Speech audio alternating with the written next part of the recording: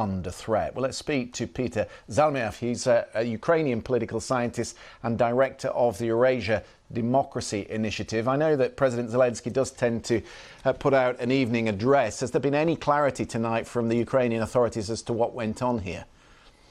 Well, no, we're waiting for the final kind of official version. We do know that on the 24th, which is today, a prisoner exchange was supposed to have taken place between the two countries. Ukrainians sort of left the door open to the idea that they may have had something to do with by saying that they were not informed, that this would be the plane, and this, the Belgorod airport, would be the airport that it would be taking them to. And is that normal protocol, Peter? If there is a prisoner return, do both sides observe a ceasefire while it's ongoing?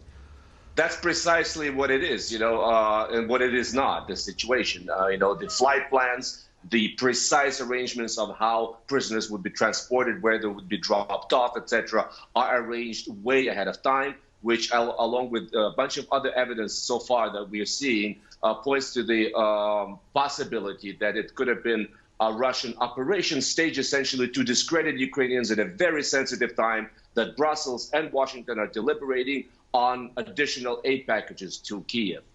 You're referring, are you, to the use of some of this aid outside the borders of Ukraine and the dangers that might create?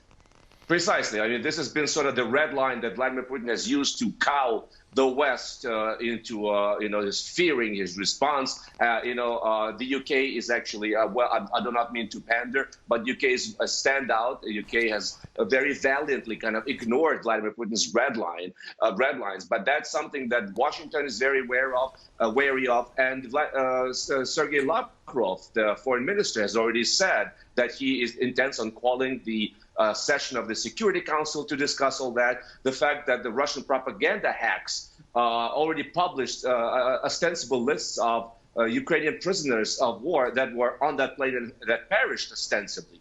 That is all very iffy. It smells of a typical Russian kind of KGB operation meant to discredit Ukraine. And don't forget a relatively recent example from 2014 when the Malaysian Boeing was shot down, MH17 was shot down over eastern Ukraine. All sorts of credible institutions, including the court in the Netherlands, proved that it was the Russians that were behind it. The Russians still claiming that it was indeed Ukrainians.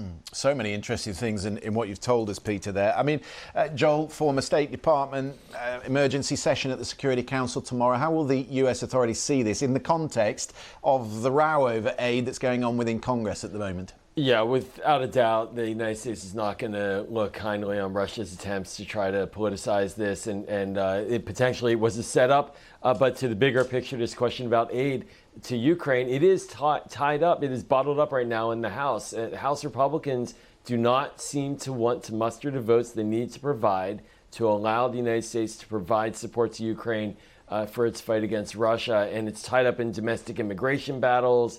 There's aid to Israel in this supplemental bill that the president's requested. It's been months.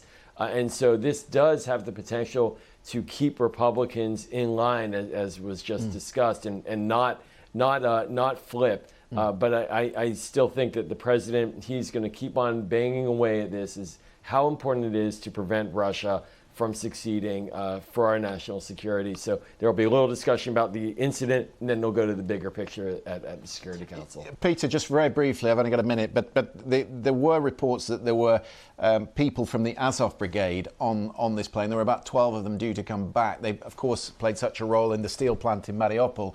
The Russians, there were Russian parliamentarians who wanted them to be executed, so there'll be no tears spilt in Moscow about this. Well, indeed. And once again, to quote, to refer to an even more recent example, about a year and a half ago, in the early months of the war, remember, there was a rocket missile launched at a building housing Ukrainian prisoners of war, including Azov fighters, whom Russia considers terrorists and extremists, that just pulverized within a split second all who were inside. The Russia never took, responsibility for it and blamed everything on the Ukrainians, which goes to tell you that this is a propaganda sort of coup for Vladimir Putin to blame it on the Ukrainians, but sort of do this wink to his people, to say, we are dealing with these terrorists whom we call fascists, and we're going to go after them. Peter, thank you very much for that. We'll see what President Zelensky says about it, and of course we'll cover that Security Council meeting tomorrow.